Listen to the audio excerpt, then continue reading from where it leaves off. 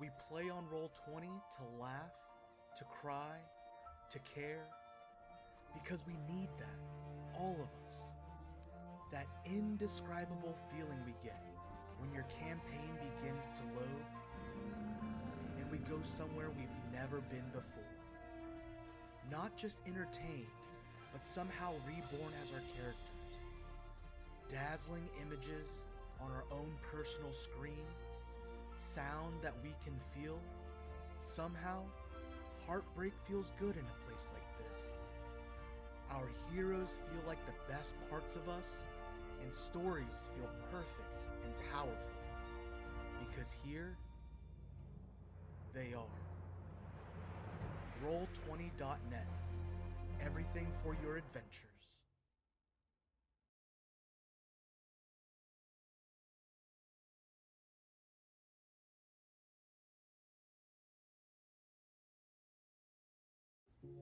At Amica, protecting what matters most to you matters most to us. You've got the love. You've got the love. Now you'll have peace of mind for his future. I can count.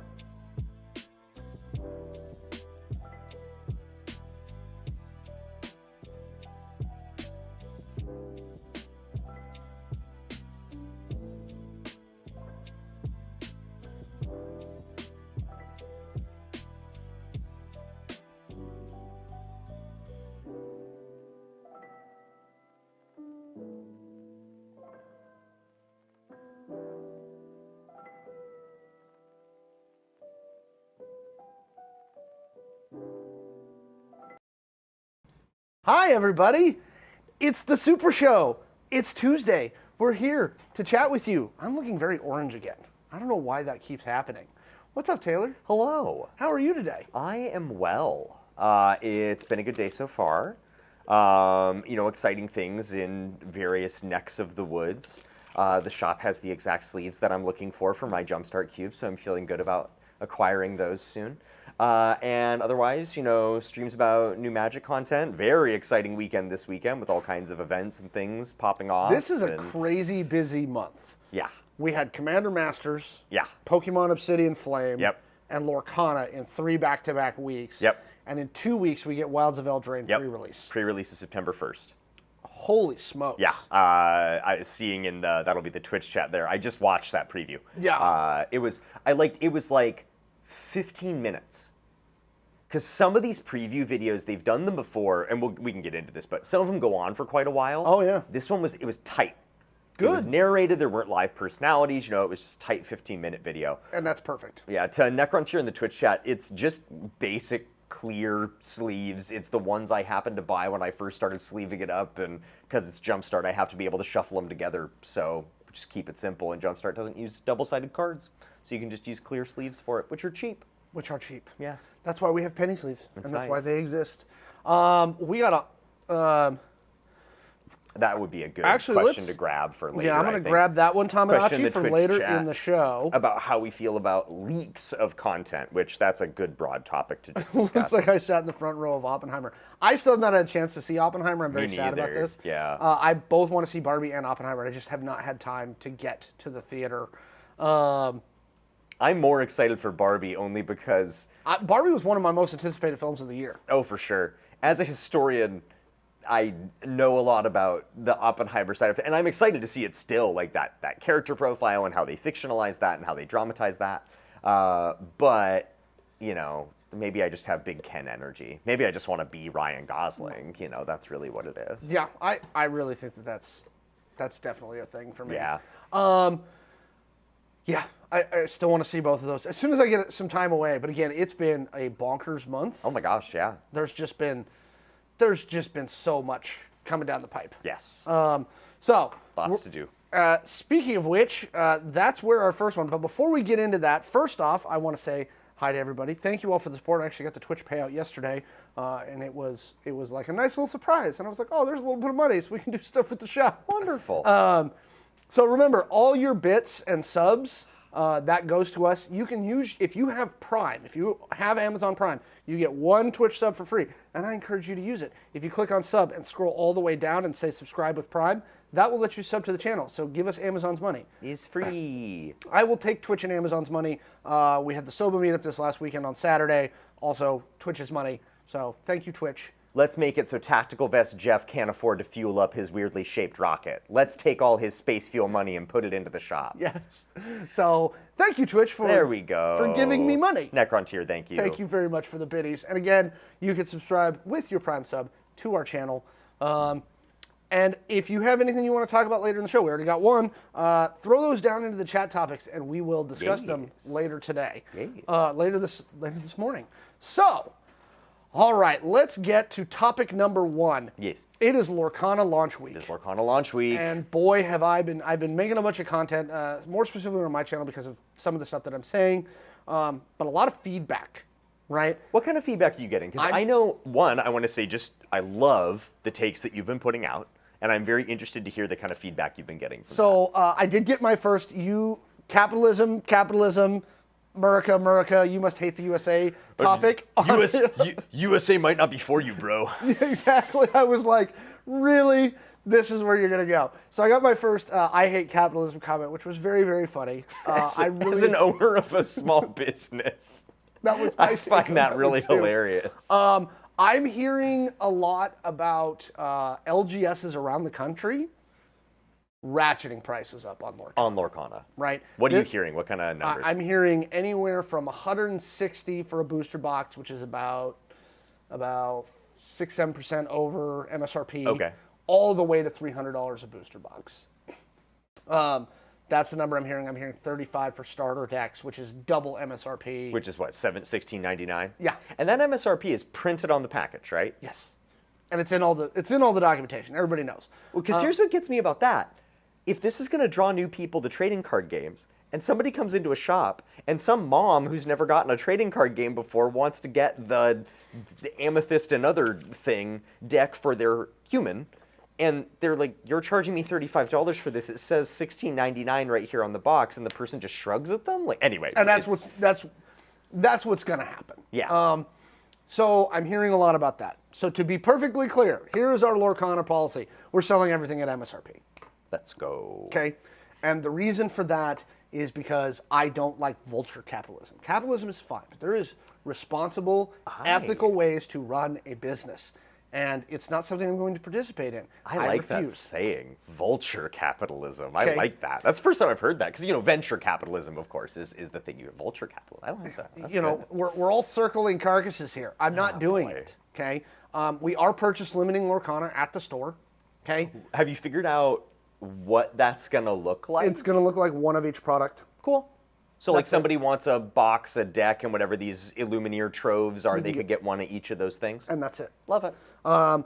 If you miss Friday, I am also. So go look at melee.gg. We're going to be running weekly Lorcana tournaments. The first tournament I'm holding back starter decks for. If you enter, it is a $25 entry that includes one starter deck Yeah. and prize support. Love it. Okay, so we are doing that. One of my LGSs loves upcharging 20% above MSRP and running 10% off sales and acting like they're helping. Yeah, that's ridiculous. Yeah. Here's the thing. We're getting a resupply relatively quickly. You said about 3 weeks, It's looking like 3, 4 there. on the outside. which it's confirmed shipped. I saw you say, right? Yes, 'Cause it's- so I confirmed the shipment from our primary distributor, who is our Lorcana primary supplier of all of our cards, our retailer kit, and our organized play kit. I don't know what comes in the organized play kit because there's some stuff that they just haven't told us yet. Yeah. Ravensburger's trying to line this out to where they get to everybody on Thursday. Yeah. They don't want product hitting the street early, Yeah. right? I'm working on doing my best with this. To anybody who happens to be watching, like, this would be a good target because obviously we had the card thefts at Gen Con, right? The Lorcana will not be living in the store until Friday. I'm going to take it to my house and hide it Sure. because Solid idea. I am so afraid. Well, because of the speculation on it. And I'm really afraid that something's going to happen. So I think that's reasonable.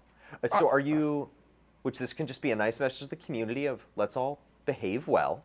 What are you worried about for launch with this? As a store owner with this product, I'm what are you worried worried about people rushing the door. I'm worried about people, God knows, just doing shady Sure. stuff. Sure. Um, But the Thunderdome. There's a mention of the Thunderdome. Thunderdome. My understanding is you're not using Thunderdome-style gladiatorial combat No, to determine who gets starter decks, Jess right? is working on tickets Okay, love right it. now. That will be handed out at the door. Love it.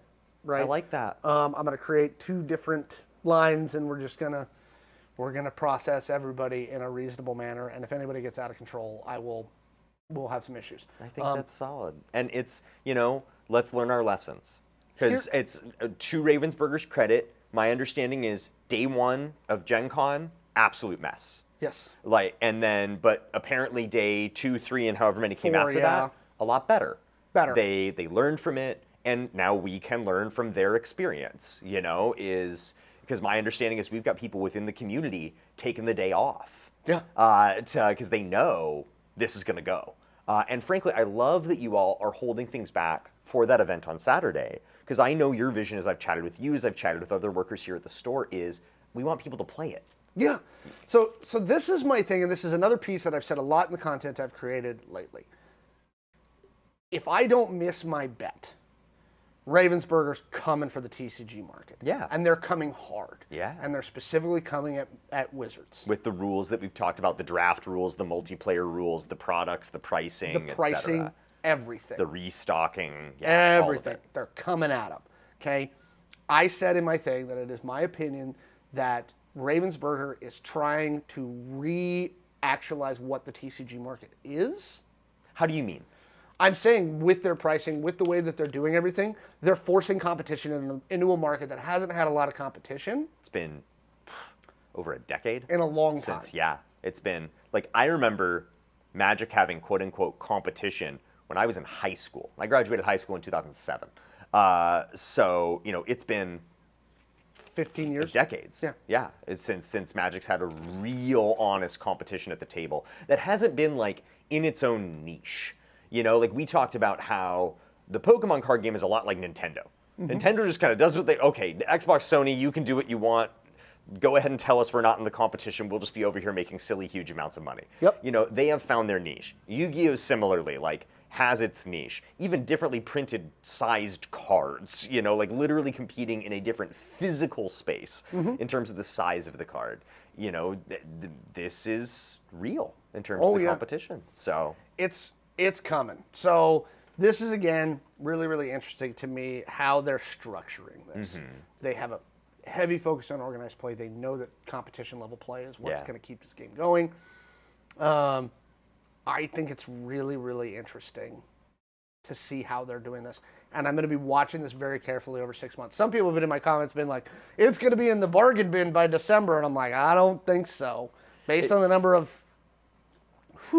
Well, and what I think what you're saying was interesting is, if that happens, it's because of the scalpers, I think. Because if that happens, it's going to be because people can't play it. And if they can't play it, it's going to be because there's this revolving door of greater fools, which is an economic term. You know, it has to do with you're the person left holding the bag. When, you know, everybody else is like, oop, shouldn't buy that thing. You're the one who buys it. In investment, try not to be the greater fool. It's the NFT thing. Yeah, exactly. Whoever's left holding the bag with the NFT. Whoever the last one who bought the NFT for $500,000 before that thing tanked to $2. Ubisoft's marketplace or whatever. When everybody you're the was last one holding the bag. Yep, that's the greater fool. And so if there's that rotation of scalpers all buying it from each other, and nobody can get it to play it, that's what puts this in the bargain bin. You know, but if enough stores are doing, and I say this as somebody who enjoys the shop and genuinely appreciates what you're choosing to do, if enough stores do what you're doing and healthy play groups can establish, and this becomes a fun game that people can come and enjoy, and they can get a starter deck for their friend to try out because they get this game, play it for about 3 weeks, show all their friends the cards.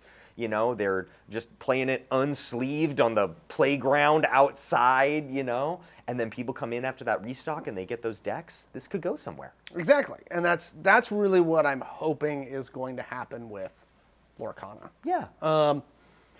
Do we want to do a quick bit on, because I went and took the 10 minutes it takes to go and watch the how to play videos. What do you think of the mechanics? As somebody who is obviously deeply steeped, you're obviously a certified Magic judge. You know a lot about Magic. You've played some Pokemon, some of the other stuff. Yes. What are your thoughts on the mechanics of this game? Yeah. So, real quick rundown on the mechanics of Lorcana. Go up on the YouTube is how to play Lorcana, you know, with no cards in front of me because they won't be here until Thursday, which props to them for that. You know, do what you need to do. Basically how Lorcana works, you've talked about this a little, it's a build up rather than a tear down. The goal of Lorcana is get to 20 lore. Your opponent is also in that race to try to get to 20 lore. 3 kinds of cards. There's characters, there's items, and there's actions. 2 of them stay on the playboard, characters and items. Actions are you use once and they go away. In games like Magic, you have resources like land. Land has to go into your deck. You use that land only to play other cards. Lorcana takes a different route. Almost any card in your deck, there's a little emblem that shows which ones can do this, are cards you can play and resources. Yeah, you can play because it's ink. Exactly. This is the idea. And so you're drawing the characters. They call them glimmers in the game. And so it's not, this is the only copy of Simba and you can't have a Simba. It's no, flavor-wise, this is a glimmer of Simba. And I've drawn him, you know, and now they're here. The flexibility of that, I think, is a lot of fun, and what's clever is, especially for younger players or less experienced players, when I teach people Magic, the biggest feel-bad is only drawing into land. Because then they sit there and they think, I'm only drawing land. And you just have to shrug and say, yeah, that happens in Magic. Or you don't draw sometimes. enough land. Exactly. And you just have to say, yep, it happens in Magic sometimes. That's a feel-bad. Lorcana gets that out of the way. Now, the skill point, you know, the kind of skill stressor there is, which of my cards should I be using for ink, which again, a resource to cast other cards, and which of my cards should I be saving to actually play and use? And that's where some of the strategy I've seen comes into play. Because very powerful cards that can be used as either ink or need to be cast using ink have a high ink number. Yeah. Right? And so you're like, in this situation, do I want to use other ink, a bunch of small ink stuff so I can cast the big guy, or do I want to use the big guy to get a big pot of ink to cast a bunch of small stuff? And so what's interesting about what they've chosen to do there is they've created a new strategic complexity, which I like. I think that's a cool thing to explore. And that kind of goes to this as, how's the strategy level versus MTG and Pokemon? Pokemon is Magic without instants in a lot of ways. So instants and Magic are cards Pokemon that you has can play. energy vis-a-vis land. Exactly. You have to, so it's very similar to Magic in that regard, and I think very telling that for a while Pokemon was made by Wizards of the Coast. It no longer is, but for a time it was. They were the original publisher. Yeah, and you see extremely similar DNA. And so what you've got with Pokemon is you just can't do stuff on your opponent's turn, generally. And so you're playing your Pokemon, you're putting energy on them, you're using their moves, you're using what in Magic would be called like spells, like instants or sorceries. In Pokemon, they're called trainer cards. The most buck-wild thing about Pokemon to me, there's no maximum hand size. I remember when I first started playing Pokemon with my son, because that was kind of our intro into card games as a family, I had like 20-something cards in my hand because there were so many draw effects. So it's a really cool jumping on point for a lot of card games because you're only doing stuff on your turn. Do you think Lorcana is going to end up becoming more complex than Pokemon? Do you think it's going to bridge that gap I think it could. between the complexity of Pokemon and the complexity of Magic? Because in my opinion, and we've talked about this on the show a bunch before, Sure. is how does Wizards get around the problems they've got, which is it's hard to build an entry point to Magic. Yeah. Because it looks extremely intimidating from the outside. That complexity problem. Right. And so I think that will be one of the most fascinating wait and sees for Lorcana to me. Because to me, Pokemon has put itself in a space, having looked at several sets, getting the cards, looking at them over the last, call it 2 years. So if you're a Pokemon diehard and what I'm saying isn't correct, I own that, because I've only been looking at the game for about 2 years. But what I've seen in the last 2 years of the Pokemon TCG is more of a revolving door of mechanics. For example, a lot of the chase cards in Pokemon, the Pokemon card game, you have a giant one behind you right now. They used to be these Pokemon V. Those replaced Pokemon GX, and now my understanding is the game has rotated back to GX cards. It has. Magic, because of its mechanical complexity, isn't afraid to keep inventing new stuff. For example, and we may get to this, we were talking about this preview stream, Magic just announced new mechanics. There's 2 new mechanics in this set. Magic is comfortable with that mechanical complexity because it's kind of a in for a penny, in for a pound way of thinking. You're a Magic player. You are used to a very mechanically complex game, so we're going to throw a couple new mechanics at you because why wouldn't we? It gives them a very high ceiling for the mechanical complexity that they can play around with. I'll be interested to see where Lorcana ends up. The big thing will be, based on the Lorcana cards that I've seen, again, this is just me looking at the starter decks, so if there's other cards in the set that are different, I'm not seeing stuff that lets you do things on your opponent's turn. So it's more similar to Pokemon in that regard. Okay. There are choices that get made about how you use your cards, because in Lorcana, the way that you gain lore, the way you proceed toward the end game, is your characters do what's called quest, which means you exert them, turn them sideways. In Magic, we would call it tapping them. The symbol is literally almost identical, tapping to exerting. Magic has tapping, Lorcana has exerting. What's interesting about Lorcana is when you exert your character to try to gain lore, you also make it vulnerable. You can only challenge, which is Lorcana's version of attacking, an exerted character. So to advance to the end state, I have to make my character vulnerable to my opponent's characters. Right. So that's the interplay there. So there's a lot of interesting strategic points between, do I make this card ink or do I play it? Do I exert this character to get lore, or do I hold it back and keep it safe? You know, there are these mechanical flex points that I think will be really interesting to see how the game plays. A lot of talk in the chat here. I'm going to let myself catch up on this a little bit. Yeah. A lot of people are talking about Yu-Gi-Oh! In the chat and things like that. Yu-Gi-Oh! Is the one I don't know. I have to be humble about that. Yu-Gi-Oh! Is extremely complex. And that one, again, has a very high barrier to entry, right? Yeah, it's true. I remember really trying to sit down and understand what was going on with the game of Yu-Gi-Oh! And you know what? Magic's probably similar, realistically. Oh, I'm sure it is. You know, it's for a Yu-Gi-Oh! Player to come in. There was some content I saw at one point that was a Magic streamer was teaching Yu-Gi-Oh! Players to play Magic, and those Yu-Gi-Oh! Streamers were teaching the Magic player to play Yu-Gi-Oh! And it was played kind of for jokes and whatnot, and look, both our games are silly and insanely complex and et cetera, but I'm slightly jaded in this regard in that I've been playing Magic for 20-something years, so I know it pretty well, and I'm a teacher, and I'm teaching Magic to my son, and so I'm used to those kinds of interactions. Yeah. But with Lorcana, fairly simple number of cards, or styles of cards, I should say. The decks seem pretty understandable to put together.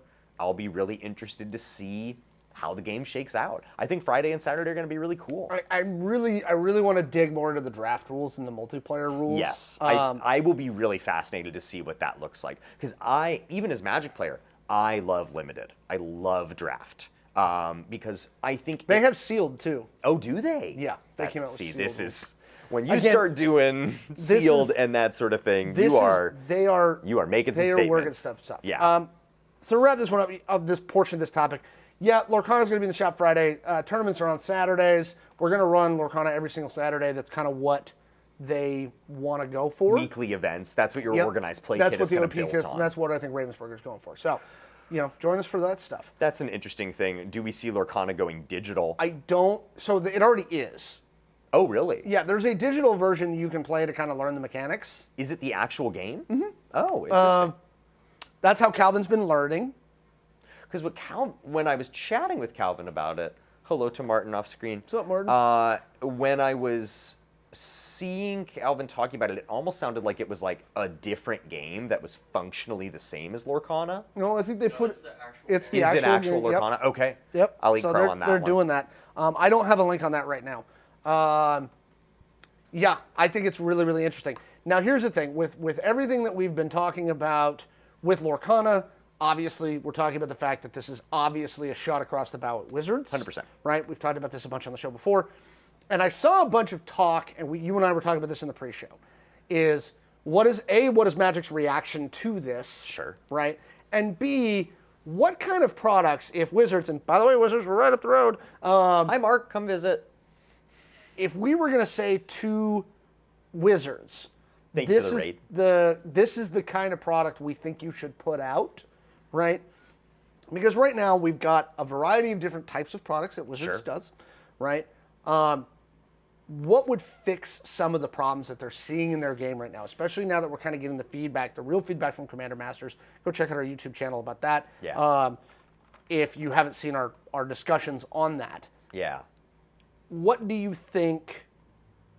What do you think is the way to do it? So, like, one of the things that I saw was somebody saying, release a larger booster pack with all commons, but staple cards. Sure. So, like, because what I could see in that regard, here I am dreaming up new products. If that's the idea, staple cards. Call them Commander intro packs. And let's say I'll get a little jargony with Magic here. So the Magic players in the chat will know stuff, and others, I'm just listing off cards that you would need in this particular thing. So for a white Commander staple pack, it's going to have Path to Exile. It's going to have Swords to Plowshares. If it wants to be pricier, it's going to have cards like Smothering Tithe. It's going to have cards like Teferi's Protection. So cards that go into almost any, in this case I'm talking about Commander, deck that runs white.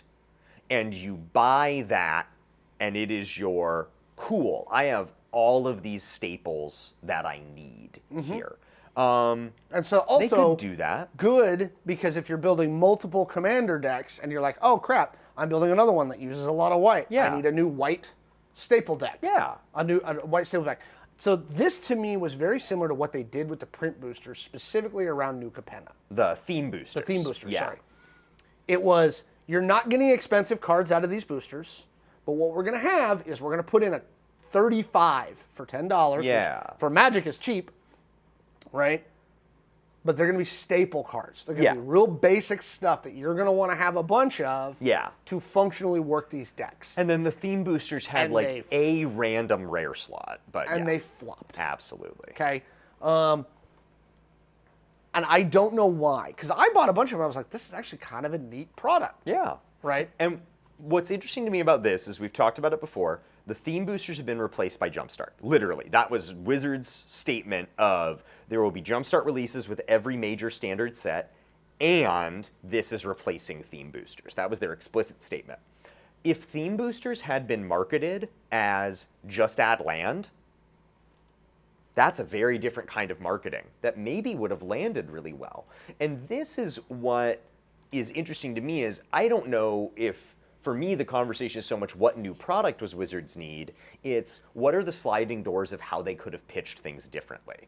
Because if theme boosters replaced just pre-constructed starter decks, because wind back the clock a few years, they had these things called Planeswalker decks. Yeah. It was a pre-constructed 60-card deck built around the identity and flavor of a particular Planeswalker. Got it. These Planeswalkers were almost universally looked at as much lower quality. They were almost always 6-drops, so they were almost always cost 6 mana, so that's fairly expensive in your the context later of, game. Exactly, yeah.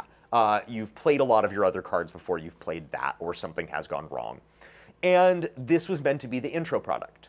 Buy a couple of these, play them against each other. They were tuned to be kind of an even match against each other. Now, that was in the era before Commander became the very dominant format. And now, to me, I see Wizards putting out so many different kinds of product. I think what's more interesting to me is to highlight the things that I think are, hey, cool, maybe more of that. And what's really interesting is Mark Rosewater recently came out on his blog and flat out said, the power level of a set determines its price. That's weird. Yes, which is very interesting. I because, also don't believe him. Well, that was, so in the conversation, and I have a complicated relationship with Mark Rosewater, if only because when I listen, he has a podcast called Drive to Work. When I listen to his Drive to Work podcast, Mark Rosewater strikes me as an incredibly creative man who I could see as being kind of hard to work with. He says me a lot and then corrects himself and says me and my team. This strikes me as a guy who knows he is very creative and maybe has a hard time letting go of the reins of certain things. I am inferring a ton here and probably not being as charitable as I should, and I'll own that. But he uses his blog, Blogatog. I think he is like one of 9 people left on Tumblr.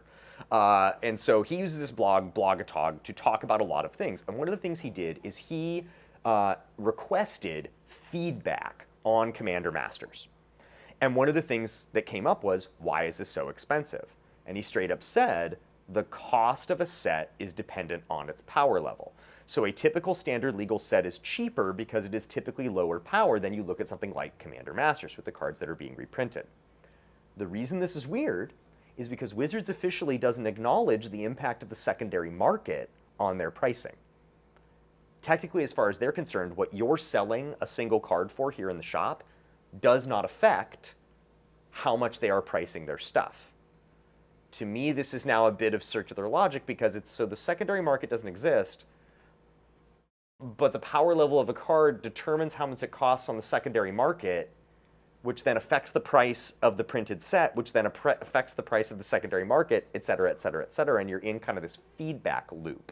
So to me, the question that I would say is not so much what new product does Wizards need to come up with, it's Wizards, are you willing to make less?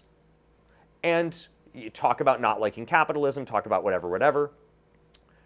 If Wizards is willing to not come up with a brand new inventive product, but put more highly desired staple cards into more things, I think that's what moves their stuff. If you're trying to fix something, So I think you do that with. So one of the things that I got to when I was reading a lot of this discourse on Reddit and various other platforms, which is they need to do all these things, get this stuff more in there. I don't think it's necessarily about inventing a new product. yeah. I think what it is draft packs. Right? How do you mean? Make those more because like unless Oh, we're okay. selling for draft, Yeah. and Commander Masters being the exception to this rule, most people don't buy draft booster packs. To chase things, not anymore. They Okay. buy set or they buy collector. And that's why set and collector were invented for But see- people to just crack packs. The problem is that the draft has too much what everybody calls draft chaff in it. Yep. Right? You have to do the same thing. And your draft boosters, if I was going to give them a suggestion, your draft booster pack should have, and this would honestly make draft more competitive and more interesting, like 9 of the 15 cards in there should be killer fucking cards, but in very basic formats, right? No extended art, no, Sure. right? Make them ugly, Yeah. right? But make those useful cards and just stick them in the draft packs. Yeah. Right? So the draft packs aren't just something that people are like, right? Or just are used for draft. Sure. Because let's face it, 90% of the draft packs that leave this store leave in the form of, we ran a draft, Yeah. we're giving them away as like gimmies. Prizes or Prizes something and like stuff. that. Yeah. Um, Which, interesting, in the chat here, we're seeing some comments about power creep and that sort of thing, which I think that, to offer just another perspective, as somebody who I really enjoy drafting Magic, because it is, sets are designed, both considerations are given to how is this card going to play in various different formats of Magic, because Magic is a lot of things. It's Commander, it's Pioneer, it's Standard, it's Draft, it's Sealed, it's Oathbreaker now, it's Pauper, I could keep going. There's so many different ways to play Magic. It's also the set itself. Yep. It's internal mechanics. And I, as a guy who really, really likes draft, I kind of like draft boosters the way they are, because what's interesting is if you rewind the clock 15 years, let's say, where we just had booster packs. well, just it was draft boosters and it was kind of whatever else they were doing at the time, whatever other product. But yeah, you just had the one kind of booster. They didn't even call them a draft booster. It was just a booster pack. Yeah, we've got like the Dominaria. If you look at the Dominaria box Yeah. that's sitting on my thing right now, the original Dominaria, it just says booster pack, because that's what it was. But what's interesting is there were cards, oh my gosh, in old sets. I have a box of Dominaria Remastered. If you want to know what old Magic is like, come and do a draft. I've got all the packs. All you have to do is show up. Come and draft Dominaria Remastered with me, because you're going to find like a 4-mana 2/2 with a downside. This was some of the cards that were printed. Actively bad cards. In today's Magic, there are almost no, in a limited format, actively bad cards. Interesting comment here in the chat, if you have the money to, so the comment here is, sounds interesting if you have the money to dump into a competitive deck. I would say that's true, but it's also why I love drafting, because there it's just a question of, do I have the money for this draft? And those aren't very expensive, typically. Yeah. Kind of looping us back around. Ishnatal, I definitely say correct for constructed. Bringing this kind of back around. What do we think? I mean, is Wizards just straight up going to do a price drop, right? In response to Ravensburger? In my heart of hearts, I hope so. Because, again, a starter deck, a baseline deck out of set one is going to be $16.99 at MSRP. Yeah. Right? You can't get anywhere close to that with Magic, right? I'm trying to think. You can, The Challenger decks generally run about 35. Yeah. 35-ish. Yeah. Right? Commander decks generally run between 45 and 50. Yeah. Right? Unless it's a crazy set, right? Like Lord of the Rings, right? They gave out the one starter kit, which was 2 decks for $24, but talking to, again, all our Magic players, that product was specifically for you are new to Magic. You've never played, and you've got a friend, and both of you are like, I could try Magic, and it's you Lord of the grab that, Rings. and you're literally able to play right away. Yes. Do you think they just do a price drop? Like, what is their strategy? Yeah, I mean, in my heart of hearts, yes, I hope so. Because I like Magic. I like playing Magic. I want more people to play Magic because I want more people to do a thing I like doing with. And if Magic were cheaper, more people would be able to play. I keep coming back to the thing you and I talked about last time that I think very much is worth repeating. I was listening to some content that was talking about year over year, Wizards does not want you. I'll be more broad because it's easy to dunk on Wizards these days, and honestly, it's hypocritical of me to do so because I love their game and I buy their stuff. So I want to be thoughtful of how much I'm dunking on them. Any company wants you to spend more on their thing next year than you did this year. Because as you've pointed out, tech has trained the investor class to expect explosive growth. So Wizards is not satisfied if I spent $1,000 on Magic last year and I spend $1,000 again. They want to know why I'm not spending $2,000, $3,000, $5,000. That's the culture that any corporation has been trained to get into.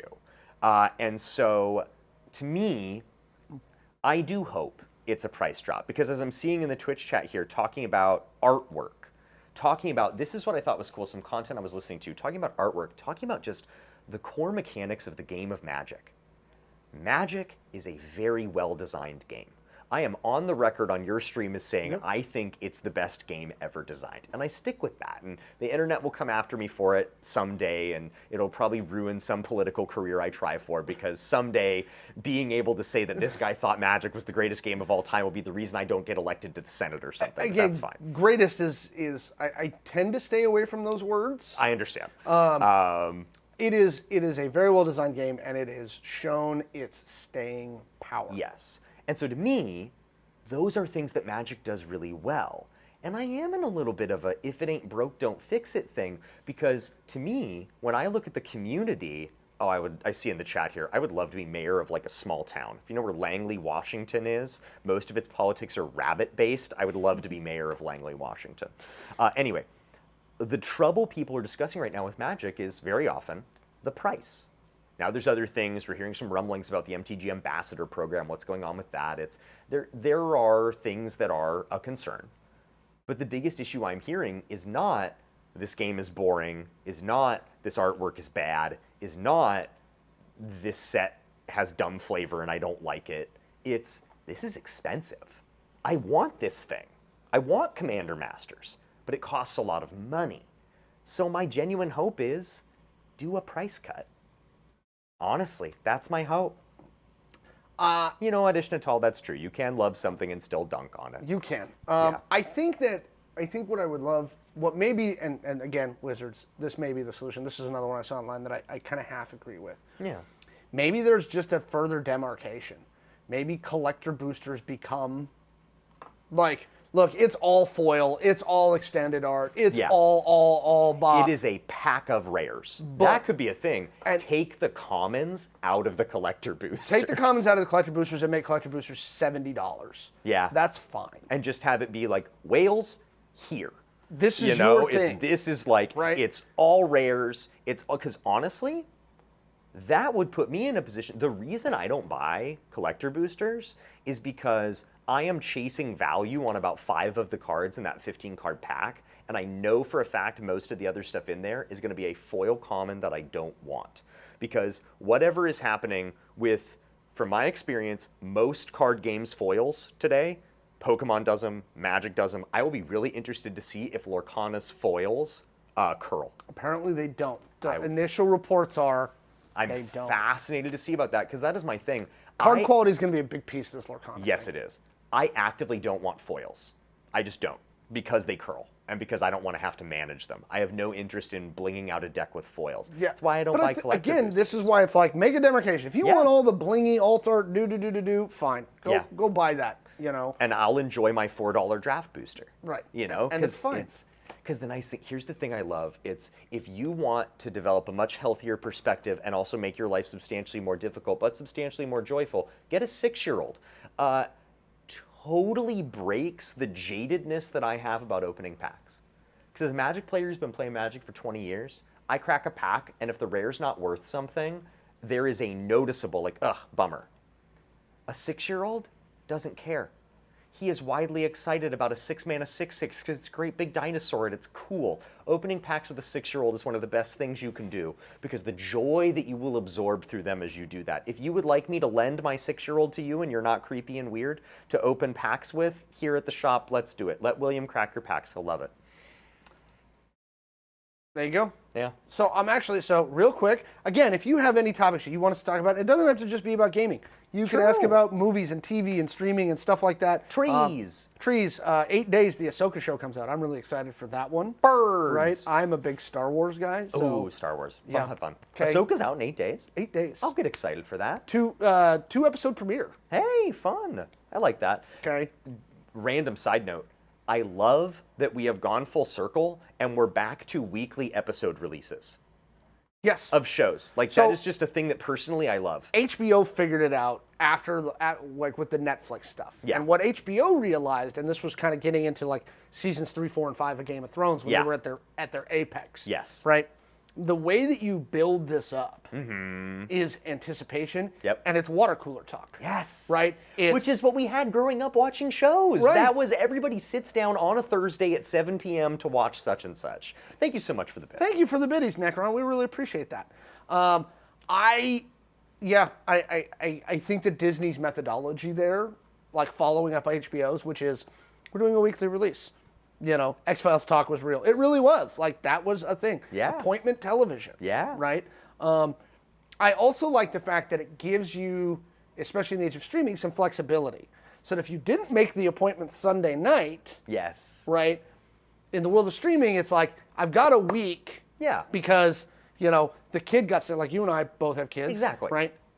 Sometimes your kid's just not feeling well and we couldn't catch the show. But I've got a week before the next episode to make sure that I get to do that. What are One your of the people thoughts in on chat would like to Pyrex? talk about Pyrex containers. I have no idea. No, I could get my wife on. She has some opinions about Pyrex containers. What would be our fantasy buy? I have no idea. What would be our fantasy buy? Yeah, like Andrew wants to talk about buying the giant Gundam from Bandai. What would be our fantasy buy? I'll be honest. For the shop? Yeah, Oh. I don't know. Bring back weekly watch parties. You can do it.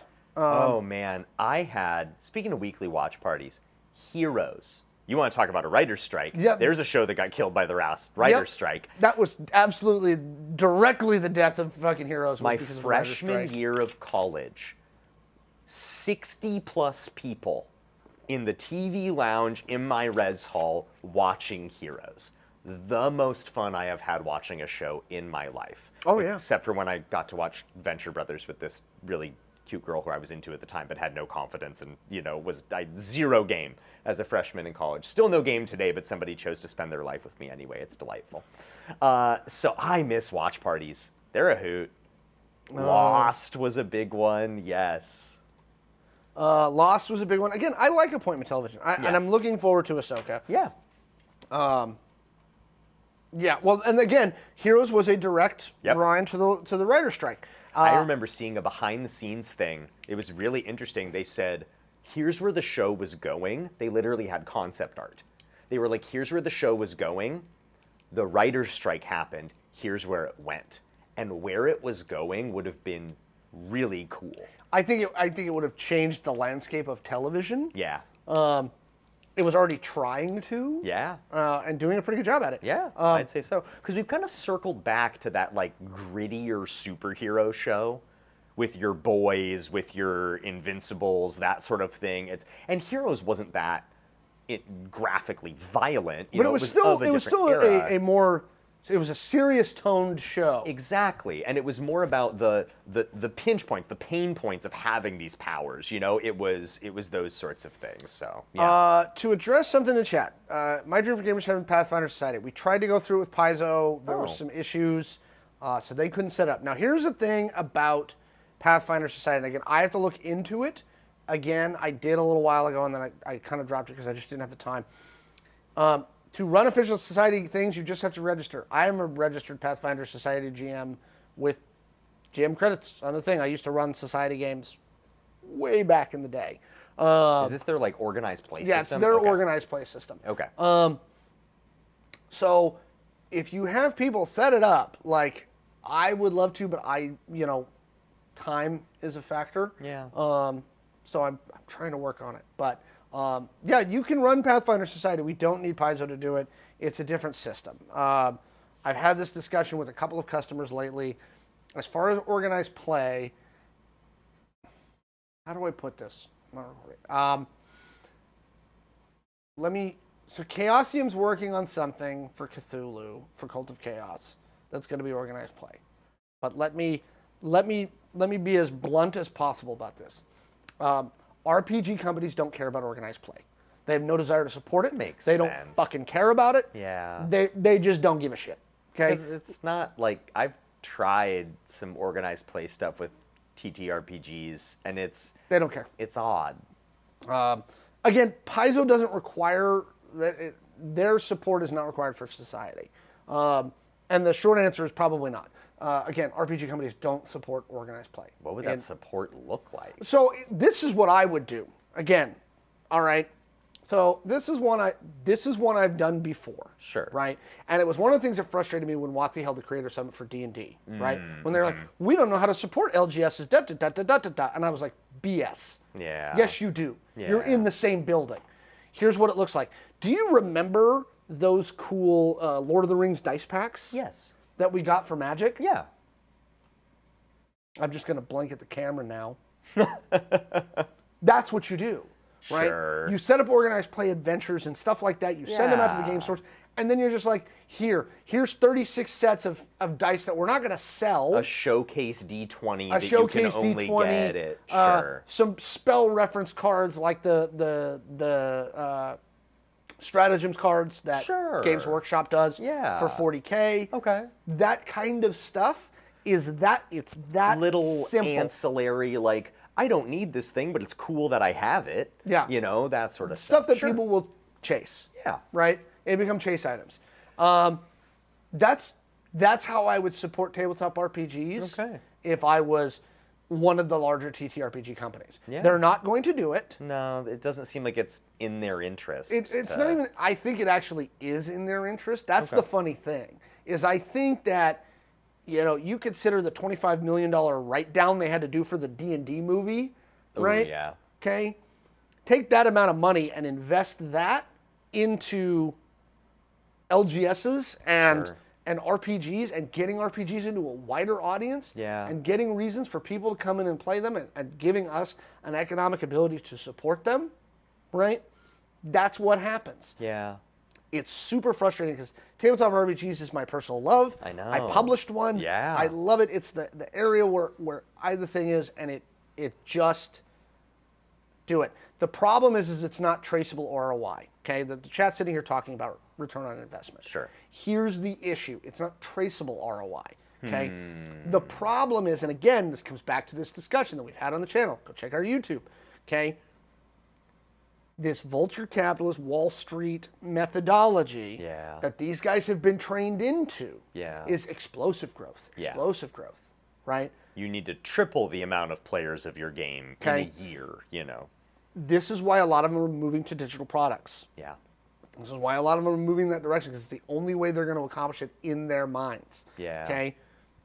That's how it's going to happen, right? Yes, get LGS exclusive stuff. Games Workshop did LGS exclusive products, right? Oh, did they? After COVID, they said, hey, here was a thing that we were going to release, but you know what? We're going to rebox it. We're calling it a game store exclusive. You couldn't even buy it at a Warhammer store. You had to go to LGS to buy it. You couldn't even get it at a Warhammer store? No, it was designed because they understand that supporting the LGSs is critical to their business functioning. It supports their game. Okay? Send out LGS exclusive stuff. And by the way, it can't be garbage. Yeah. It's got to be a good product. But again, don't tell me you guys don't know how to do this, RPG companies. You do it all the time for TCGs. And as you say, they're in the same building. And they have worked together. if you could have plausible deniability if you hadn't released 2 Dungeons and Dragons Magic the Gathering sets.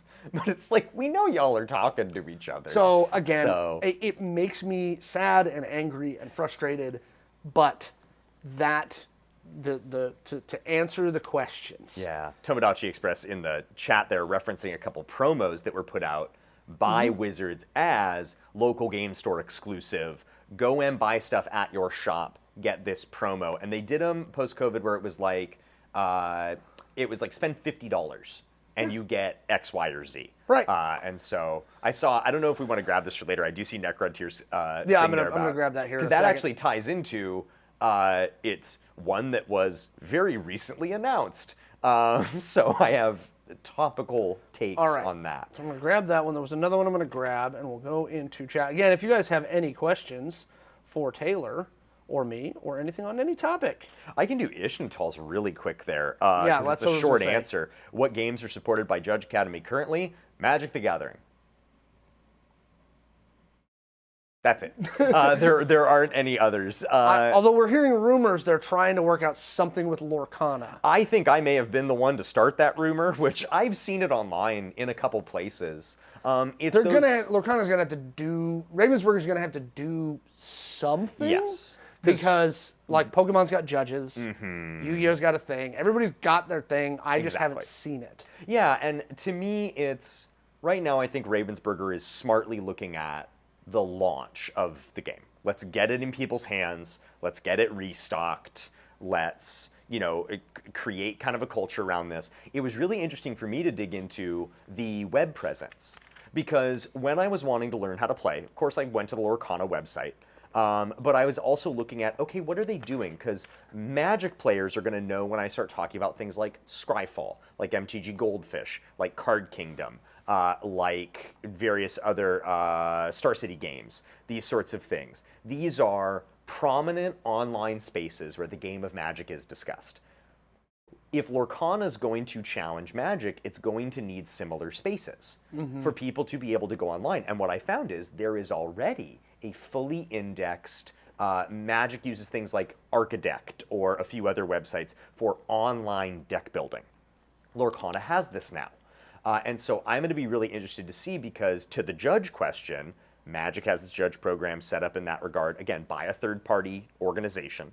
The relationship that exists there is Wizards does supply Judge Academy with promos to give to judges, as well as a new thing they've started doing through Judge Academy is exclusive merch. I can get exclusive various kinds of merchandise and things like that, backpacks, lanyards, that sort of stuff. It is not cheap, but you can get it. So that's the only relationship that's there. I want to address something coming back to something Sir Laugh-A-Lot said, which was, or somebody said it, George said it. Make your LGS so popular and large enough to give them a voice with the manufacturer. I will tell you this, not even Mox has a voice with the manufacturer. I cannot say how I know this or some other information that was given to me recently about Wizards standards for distribution, for becoming a distribution of Magic, right? Wizards, other companies, they don't care, okay? You would have to make your LGS another Amazon. And to like actually have a voice in that regard. Okay. Yeah. To have a voice in how they're structuring this industry, you would have to do that. Now, I've had some theories about doing like a gaming collective, basically, which I think would work. And if any investors would like, come chat with me. I'd love to have a conversation about it. But the fact of the matter is that you're going to need either collective action on the part of game stores, or you're going to have to be Amazon. That's really what it boils down to. Because you look at the MSRP. There's no MSRP anymore, but there is what Amazon, Walmart, and Target are selling something for, which is in some ways the de facto MSRP. Which is funny because it has not been a one-off. It is occasional, and it's not every day, but there have been periods of time where I have resupplied some of my store from Amazon. Yeah. Because Amazon is selling it below wholesale pricing. Okay? And so I was like, well, I guess I can get some new D&D starter kits for $7 and put them in the store because my distributor is going to charge me $11. Wow. Okay? And it's just how it works. It must be nice. I don't know. I'm Again, over here living in a world where money is a real thing. It's frustrating to me because, again, I love tabletop RPGs. I love tabletop gaming. Yeah. This industry just sometimes makes me want to bang my head against a wall. Yeah. Right? It's really, really frustrating. Okay. Okay. Let's do this one really fast. Favorite MTG playing for flavor? Well, and I will let you decide if we want to go any deeper on it, because my favorite MTG playing for flavor is Eldraine. And it's what we're going back to September 1st when the pre-release drops, and it's what Wizards just did their stream kind of announcing. So I don't know how deep you want to go into it, but... yeah, let's do a couple minutes on it. Okay, Like, why is cool. Eldraine your favorite? If you didn't get to play original Eldraine, open up Scryfall right now and just scroll through it. From a flavor perspective, to me, Eldraine is a masterpiece. And I respect, I'm seeing takes in the chat here. We've got two on Ravnica. People enjoying. Now, here's what I will say about Ravnica. Ravnica is easily the most iconic plane in all of Magic. And I will say, one of the most beautifully designed. The city, which Ravnica, if you don't know about Magic, it is, think Coruscant, but fantasy. If we want to get into the Star Wars. Okay. It is an entire plane that is nothing but a city, and it is modeled off of Prague. So the real world city of Prague, and what I believe is the Czech Republic, if I'm not mistaken. Yep. And so the Ristic Studies, who is, I won't always name drop content. I will name drop Ristic Studies till the heat death of the universe. His content is fantastic. He does a really interesting breakdown of the art of Ravnica, pointing out the fact that every time we've gone back to the plane, it focuses on a different season. There's Ravnica in the summer, there's Ravnica in the fall, there's Ravnica, and et cetera, et cetera. But for me, it's Eldraine. What Eldraine does so beautifully, so artfully, is takes fairy tales and turns them mechanically into Magic cards. Let me give an example. Gingerbrute. Gingerbrute is a 1/1 for 1. It is an artifact creature food. You can sacrifice it to gain 3 life like you can any other food. You can also, and I think you'll be able to fill in the nursery rhyme here. Gingerbrute has haste. You can pay 1, and Gingerbrute can only be blocked by other creatures with haste. Because you can't catch the gingerbread man. Run as fast as you can. You can't catch me. I'm the gingerbread man. This is why I love Eldraine. Because Eldraine, almost every single card is that flavor. You've got, for example, a vehicle, Enchanted Carriage. It's a giant pumpkin with wheels on the side. Then you have another Magic card, Return to Nature, in which Return to Nature is a reprint where it destroys an artifact or enchantment or takes a card out of a graveyard. But the art is a pumpkin, a slipper, and a bunch of mice running around on the ground. Because it's all the creatures that were turned into Cinderella's carriage and whatnot, returned to their nature. This is why I love Eldraine. Because I love fairy tales. I really enjoy nursery rhymes and things like that. Do yourself a favor. Go through Scryfall if you're a fan of fairy tales. If this isn't your vibe, and I do have to be very specific here, specifically like Grimm's fairy tales vibe. This is a very Western global centric. It's not Celtic, it's not Native American, and there's a whole Very bunch of different Central indigenous. Europe, yes, it's very Germanic. Central Europe, Germanic fairy tales, if that's your vibe. It is not a anywhere near a global approach. And I will be the first one to say Magic has had some pretty ham-handed ways in which it's dealt with some different cultures over the years. They're getting better. They're getting better. You know, is my understanding, but they've had some big whoopsie doodles. Shivam Bhatt, who my understanding is a content creator of South Asian descent, has a lot to say about Kaladesh and how that was a really rough representation of South Asian culture.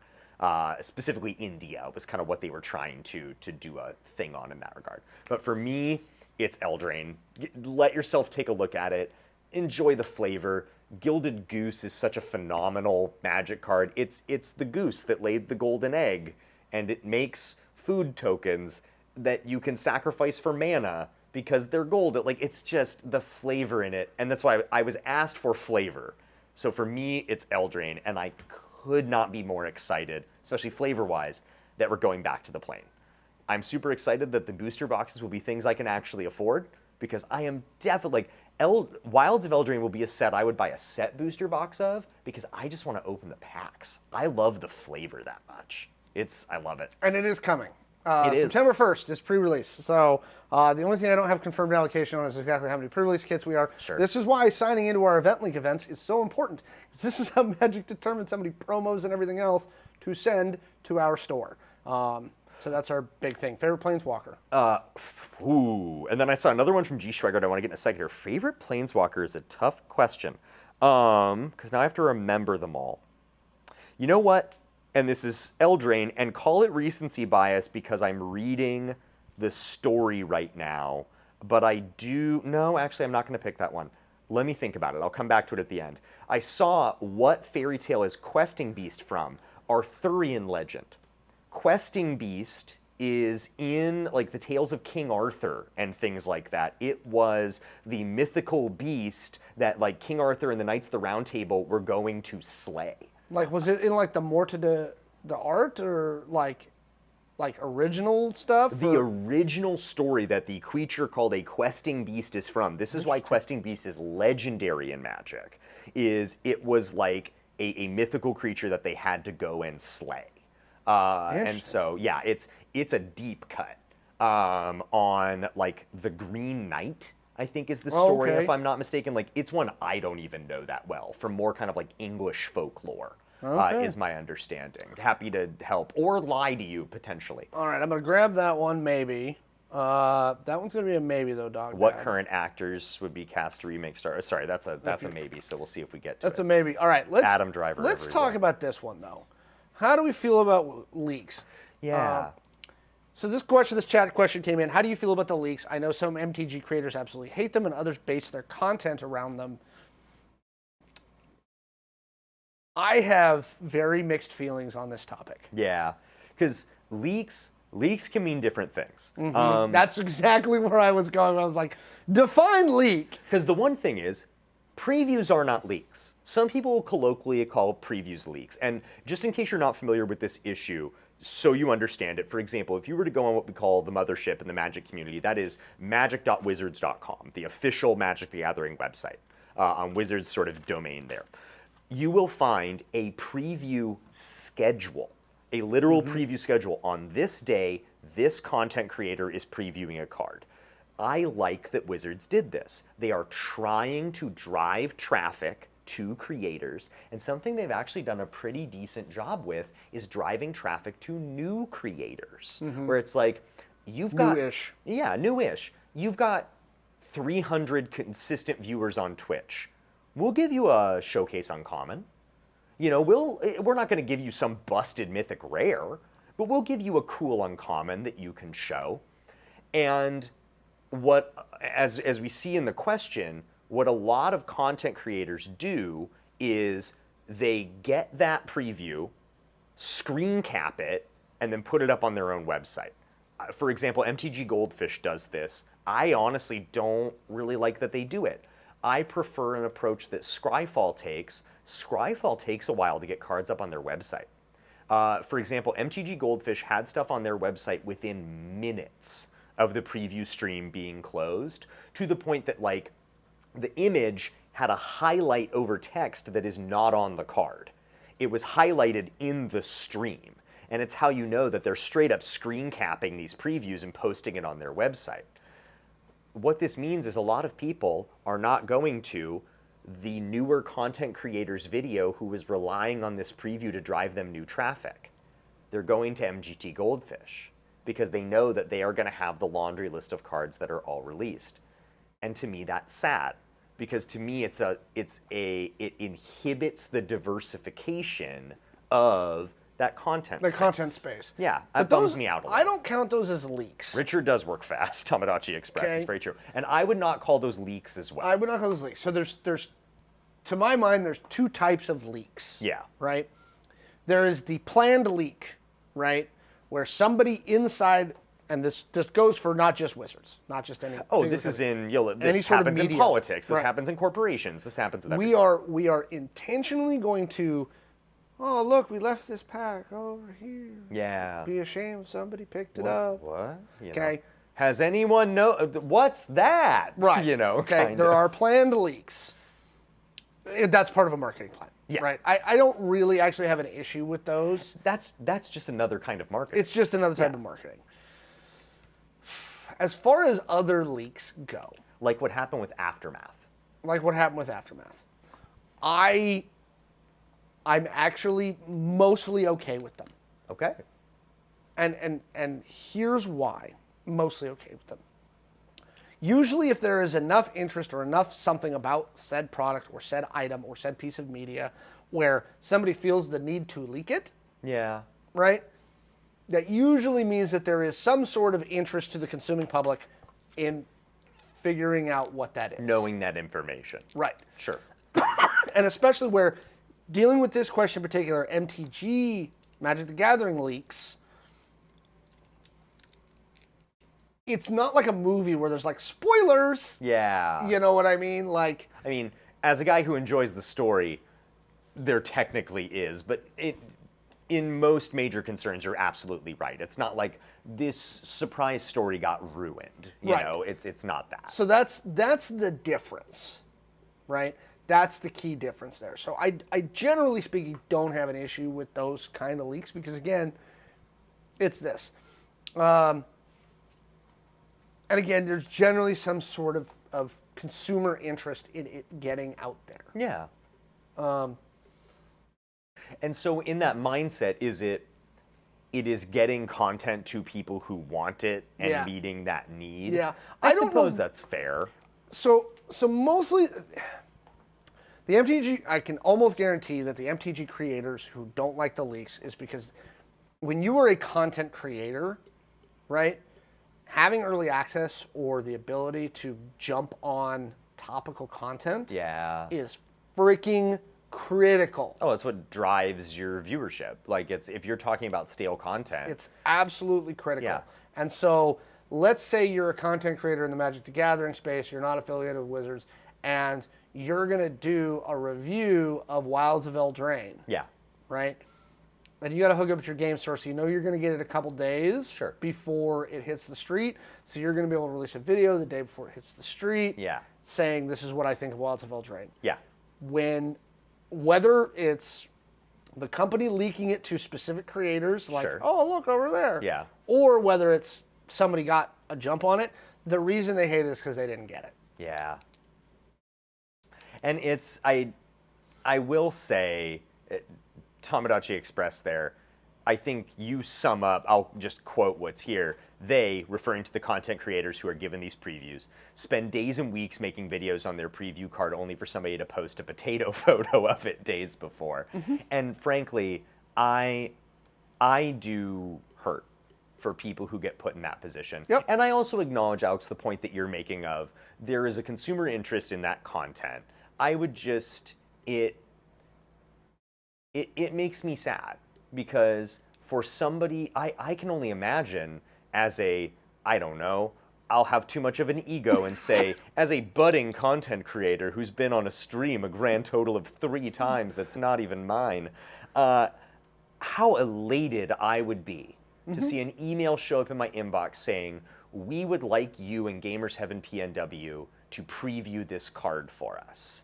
And I'm over here like, you're telling me I get to reveal a new piece of something I absolutely love Absolutely. to the world. Like, that sounds phenomenal. And then Tomodachi Express, I like how you put it. Somebody posts a potato photo of it, you know, with their Nintendo DS lo-fi camera to, you know, Their Nokia flip phone to camera. a Reddit account or whatever.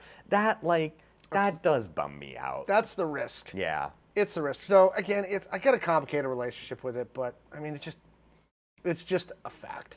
GW specifically does not. They've actually been pulling back on influencer and content creator stuff. And this is a comment in the Yeah. chat here. Surprised that Games Workshop doesn't give, you know, model previews So to the content creators. problem that they've had is that, and I don't know whether it's something about British law that just makes these contracts unenforceable. They just can't figure out who's doing it.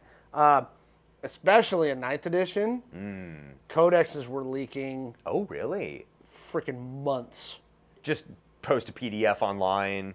I mean, no, I mean it was cell phone photos, Oh, interesting. and it was preview codexes and stuff like that. Okay. All over Reddit Interesting. months in advance. High enough quality that you didn't have to buy the thing if you were willing to put up with grainy, but high enough you quality know. where you could read it and everybody would go after GW for whatever they didn't like about it. Interesting. Right? And okay. so GW is, they've pulled back. They used to have a huge playtester network of content creators and influencers Oh, they really? use within and For tournament new players. rules and models and that sort of thing. And they used to use it a lot, and they fired. Oh, And by fired, I mean- playtester versions I'm seeing in the Twitch Yep. chat here. And of so, those. and they basically parted ways with, I mean, the word was somewhere between 50 and 75% Oh my god. of that network. Wow. So, Because they got burned so bad. and again, it's the risk you take, but you're also Yeah. not paying these people. You know what I mean? That's fair. like that's the risk you take. Yeah. You know, Unless it's really intense NDAs and that sort of thing, which, as you say, I know nothing of British law and how it functions in that regard. But And again, they're a British-based company. Most of those people were in England. Yeah. So, tough to say. Yeah. But I know that's why GW doesn't do it. They've had a lot of issues with leaks. Sure.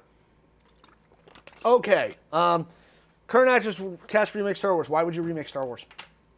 Oh, like Why would you remake the it? originals? Yeah. Why would you? yeah. Why would you remake it? Here's the thing: the special effects, especially like the touch-ups they've done, Sure. the special effects still hold up. The story still holds up. They do. Well, and honestly, it's the story to me. Like I remember when I was in ministry for a while, I had a guy I worked with was showing the Star Wars movies to his, I believe at the time, 8-year-old son for the first time. And he had some of the students that were in our campus ministry over to his house for this.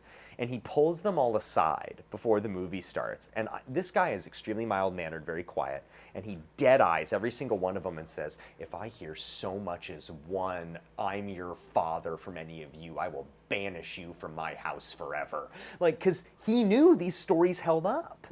And I have had to deal with the minefield that is being a parent in 2023 of trying to figure out what Star Wars content spoils the stories. Because you'll have a random Lego Star Wars thing that gives away some of these reveals that I want my son to have. Yeah, absolutely. You know, as we watch these for the first time. I want a brand new story. The last Star Wars arcs had no original content. It was exactly remade. So here's the thing, and you got to go back to what George Lucas says. The story is supposed to rhyme. It's poetry. Oh, okay. Right? So the fact that Force Awakens was supposed to evoke the original Episode 4 Yeah. was the intent. It's deliberate. In It that was regard. deliberate in that way. Yeah. Um, The internet doesn't like my takes on these things because I liked Force Awakens trilogy. I enjoyed it. So you know. I think that Force Awakens was a reasonably strong movie. Last Jedi was pretty good. I don't know what they were doing with the last with Episode 9. Sure. I have no idea. Yeah, the whole and It was definitely the weakest of the three. it was definitely ham-fisted. Yeah. Poems are not films. God, I could go on and on about that. Why do I want to pay to see the same story with the same ending? Why do we watch Marvel movies? I mean, to a certain extent. It's a very good question. Which, man, I finally, speaking of, I'm a part of the problem, you know, not seeing something in theaters and then watching on streaming. I did finally watch Guardians 3 the other day, and I cried a lot. That one's, if you haven't seen it. Go check my other YouTube channel, Dog Dad. Go to the Identico channel. I did it on multiple episodes of Identico After Dark. I can fix Last Jedi with one scene. Well done. I literally, everything, Last Jedi was crap. I can fix it with one scene. They made one primary mistake with Last Jedi, and aside from that, it was actually pretty decent film. Question from Tomodachi Express there, if we want to grab it. If you want to create a plane based on a story genre, what would you do? I know we're getting Old West next year. And this is the thing, that's what I would do. Now, granted, we're getting it. I am extremely excited for it. I'm a big Western fan. Like, this is my dad and I growing up, we didn't have a lot in common. You know, my dad, when he had a son, I think was very much expecting, like, we're going to do baseball and these team sports and that sort of thing. And, like, I got into soccer, sure, but then I got into, like, Magic the Gathering and track and field. Like, this was, my dad and I get along very well, the thing we had in common, we didn't have a lot in common, but the thing we had in common, and this is why I'm so excited for Outlaws of Thunder Junction, was Westerns. There you go. We could sit down and watch Westerns together. We would watch Tombstone. We would watch 310 to Yuma. We would watch True Grit. I love Tombstone. I really want some Tombstone references in Outlaws. They better. All I want There better are be some sort of Huckleberry comment. oblique Western references. Like, give me I could go on and on about spaghetti Westerns and their production and why it was hilarious and ridiculous. And so I am, flavor-wise, I'm extremely excited. To bump back to Dog Dad. Sure, I did Dog Dad. I answered it. I wouldn't do it. I mean, the answer is none. I mean, yeah. I just wouldn't remake them. And Dog Dad again, dads and Westerns. Yep. Somebody else just asked something. Am I going to watch Blue Beetle? If I could take a couple days off, I would do like a 3-movie run, right? I would see Barbie, Oppenheimer. I am mildly interested in Blue Beetle. Sure. I'm interested to see where James Gunn takes It's not the him though, DC. still. Oh, it's not? No, this is like just before him? I mean, yeah, all this Okay. stuff was produced under the old regime. They're just releasing it now. Oh, interesting. And the first film, and again, writers and actor strike notwithstanding. Yeah. Right? Superman Legacy is going to be the first film in the James Gunn DCU. And that's the recast Superman. That's our new Superman. That's our right? new Superman and our new Lois, which the cast for that movie looks really good. Like, I am, and again, James Gunn is good at what he does. Go watch Guardians 3. Honestly, yeah. I mean, content warning, a lot of harm to animals. Just a heads up. Yes. I know it surprised me with how much was in there, so just a heads up. But that film actually reframes the entire Guardians trilogy. Yeah, 100%. It completely reframes the whole trilogy. Yes. And they're Quite, like artfully. Yeah. I thought. Oh yeah, no, he did it well. But he Yeah. was just like, you thought you were watching this story, but it's actually this story. Actually this, yeah. And again, when you actually put it also in the context of Infinity War and Endgame. Yeah. And who got dusted. Yeah. And who didn't. Yeah. Man, I like that. Okay. Oh my God, we're talking about Westerns now. If Clint Eastwood will have a cameo. Clint Eastwood's, I don't know if Wizards would make an official relationship with Clint Eastwood today. But speaking of celebrities being involved, this is funny. Did you hear about what happened with a celebrity and Lord of the Rings at Magic Fest Barcelona? No, what happened? Elijah Wood DJs. Okay. Elijah Wood, Frodo. Yeah. They got him to DJ a content creator after party at Magic Fest Barcelona. He and some DJ friend of his, because everybody thought it was, at least many people I was seeing, the reaction online, they had Elijah Wood looking at Magic cards for the Lord of the Rings set, and it was very apparent this is a guy who doesn't know anything about Magic and doesn't know what to say about these cards and is being very nice in doing this, but it's very clear wow. I mean, wow. Those sorts of reactions. But they got him for, doing this DJ set at Magic Fest Barcelona, which if I was in Spain, or something like that. If they rebooted the Star Wars from Episode 1, put every mood out every 2 to 3 years, first off, that's a heck of a production schedule. I did the Zahn trilogy. They would crush everything except the original. So here's the thing. Is the Zahn trilogy, is that That was the original Zahn trilogy that they released under the old EU. Here's the thing. I'm going to disagree with you respectfully, and I'm going to use this. So they're trying to do the same thing right now. Warner Bros. Is getting ready to do the same thing right now with Harry Potter. Oh, interesting. And I think it's going to fall the fuck down. Yeah. Here's the thing. Harry Potter kind of happened, it feels like. I don't know. I grew up reading those books. And again, what are you going to do with a new set of movies or a set of shows, right? Which apparently they're vacillating right now. I'm hearing it's going to be 10-episode seasons with 1 season per year at Hogwarts. But here's the thing, it's remakes when it's they're still here. Yeah. It's too soon. Odious, I'm with you on that. But then to your point, Alex, Odious, I'm with you on that in that it's past, but at the same time, it's too soon. It's not so past, like this, I'll go with Westerns. There was True Grit, the original True Grit with John Wayne, made in back like the 60s or something like that. They did a remake of it with Jeff Bridges, Haley Steinfeld, and Matt Damon as LaBeef. I love that True Grit. It had been long enough, it'd been like 50 years since the original True Grit, that it felt fresh while also being an homage. My dad really wanted to see it because he saw the original back when he was a kid. I really wanted to see it because I still liked Westerns. Like, Harry Potter, if you want to redo it, I think you need to give it like 20 years. At least. You need to make me want to go see it with my grandkid. Yeah. Necrontier, I'm right there with you. Like, oh my gosh, if you want a good hang, watch the True Grit remake if Westerns are your vibe. Love that movie. So good. Yeah, Harry Potter's too new. It's just, I don't know what, but they're doing it. And again, I think that with Star Wars, you run into the same problem, even though Star Wars is almost 50 years old. But it's been continued enough in enough different ways that it doesn't feel that old. Like, yeah, the original Star Wars is a very old film. Now, we gotta be, when did it come out? 1977. 60? Really? It wasn't the 60s? I'm a bad 1977. historian. Anyway. So again, it's still almost 50 years. Yeah. But it does, it feels different because you've added on this new content to it. You have your episodes 1, 2, and 3. You have your episodes 7, 8, 9. You have your Mandalorian. You have your now Ahsoka, etc. You do the Never-Ending Story. That one? Whoa. Never seen it. That one actually, again... When did it come out? Was that 80s? No, it was 1980s. Okay. Because I grew up with that movie. And I am very torn on that one, is Never-Ending Story. That's one of those ones where the special effects don't hold up.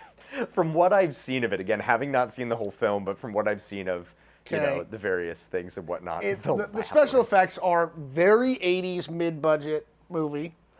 That being said, I would be concerned about what they would do to remake it. I'm being told I have to hand over my geek card because I've never seen... Oh, Evil Dead. I'm seeing Evil Dead in Magic the Gathering. Give it time. That'll be a secret lair. I mean... Evil Dead will definitely be a secret Universe lair. Beyond. Yeah. Yeah. It's just, yeah, I don't know. Anyway, we're about 6 minutes over time. Thank you all for joining us today. It was a lot of fun. It was a blast. Come in and see us today. Yeah. We open in 2 hours. And again, it's Lorcana week, so everybody come hang out. Yes.